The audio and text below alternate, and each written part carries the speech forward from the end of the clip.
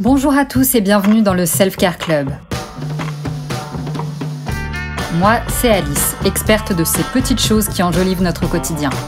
Ici, vous trouverez des astuces et des conseils lifestyle que j'ai pu expérimenter et que j'ai envie de partager avec vous.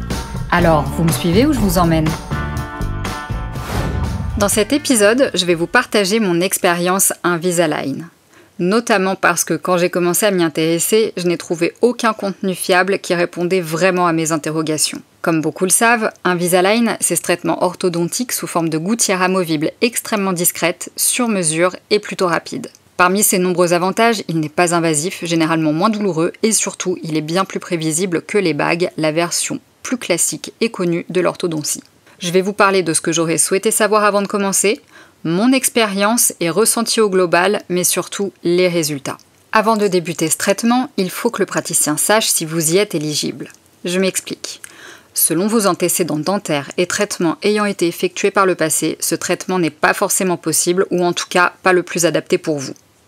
Tiens, pendant qu'on en parle d'une personne à l'autre, et même si la pathologie paraît semblable, le coût et la durée du traitement peuvent varier énormément.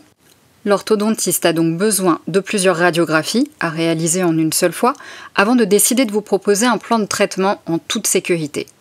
Donc, mettez-vous en tête qu'à moins que votre praticien ne vous connaisse déjà, cet examen est nécessaire et coûte environ 200 €, mais pas nécessairement à votre charge. Vous pouvez d'ailleurs tester vos critères d'éligibilité directement sur le site de la marque, ce qui vous donnera un bon indice de faisabilité avant même de prendre rendez-vous. À ce propos, n'hésitez pas à vous faire un devis par plusieurs praticiens, ils peuvent évidemment varier. Personnellement, j'en ai consulté 2 dans ma ville, Paris, et les montants estimés lors des devis étaient à peu près semblables. Et onéreux, parlons-en. Mais on parle d'orthodontie adulte, et pour ceux qui débarquent du pays des licornes, ce n'est absolument pas pris en charge par la sécurité sociale, et généralement très mal pris en charge par la majorité des mutuelles. Une fois les radios effectuées et vérifiées par l'orthodontiste, on passe à l'établissement du plan de traitement. Pour ce faire, des photos sont prises, de face, de profil, un peu façon mugshot, on va pas se mentir, puis bouche ouverte, fermée, grande ouverte, dents serrées avec un écarteur, bref, la totale. Plus une prise d'empreinte, dont je ne me suis toujours pas remise, avec un appareil du futur. Toutes ces données sont ensuite envoyées chez Invisalign, qui va éditer vos gouttières sur mesure. Votre praticien est alors en mesure de vous présenter votre plan de traitement, c'est-à-dire vous annoncer les gestes qui vont devoir être effectués pour la pose des gouttières et accessoirement la durée approximative du traitement. Approximative puisque chaque individu est différent et ne répond pas au traitement à la même vitesse et que selon la correction souhaitée, le mouvement est plus ou moins long.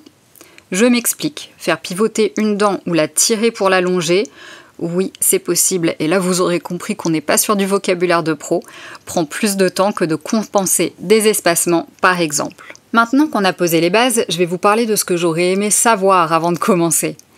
Déjà les examens préliminaires, puis aussi le plan de traitement qui m'a semblé arriver un peu tard, mais ça c'est surtout parce que j'étais pas prévenue, parce qu'avec le recul, le déroulé est tout à fait logique et pertinent.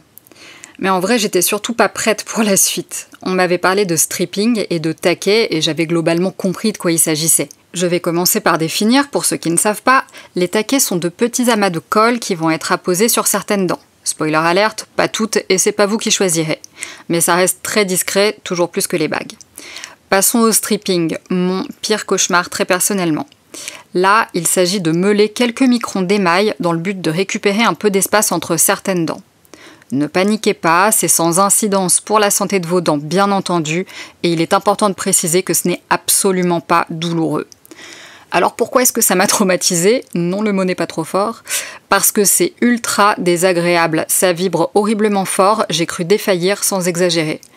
Je précise qu'il s'agit d'un ressenti très personnel, que j'ai pas de phobie du dentiste et des dents plutôt en bonne santé. Pour la petite anecdote, j'ai une copine qui a fait ce même traitement à peu près en même temps que moi et qui n'a pas vu le problème avec le stripping, comme quoi c'est vraiment très personnel. Bref, je disais donc, on est arrivé à la pratique. En effet, j'avais rendez-vous pour qu'on me présente le plan de traitement et c'est tout ce qu'on m'avait annoncé et je me retrouve dans un fauteuil à me faire limer entre les dents et coller des machins dessus à une vitesse étourdissante. J'ai pas du tout apprécié l'expérience. J'ai trouvé ça ultra brutal et c'était sans compter la gueule que j'avais après. Quand elle m'a tendu le miroir et que j'ai vu mes dents avec des écarts qui me paraissaient énormes, quasi entre chaque, j'ai juste eu envie de chialer. Et pour un traitement à plusieurs milliers d'euros, je trouve ça dommage. Et surtout, c'était évitable en prenant moins de 5 minutes et en m'expliquant comment et quand ça allait se dérouler exactement par exemple. Avec le recul que j'ai, c'est la seule chose que j'ai à reprocher à mon orthodontiste. Elle s'est toujours montrée ouverte quand j'avais des questions, mais c'est elle qui a le savoir sur ce sujet. Moi, je pensais qu'on m'avait tout expliqué et je peux pas vraiment anticiper ce que je sais pas. Bref, en tout cas, vous qui êtes en train de m'écouter, si ce traitement vous intéresse, au moins, vous n'aurez pas ces surprises-là. Et pour encore moins de surprises, je vous invite à suivre le 2e épisode. Merci d'avoir écouté cet épisode. Si ça vous a plu, inscrivez-vous à ma newsletter gratuite Self Care Club, un rendez-vous court et hebdomadaire où j'aime partager 2 choses qui ont embelli ma semaine, parfois des idées, des recettes, des lectures, des conseils.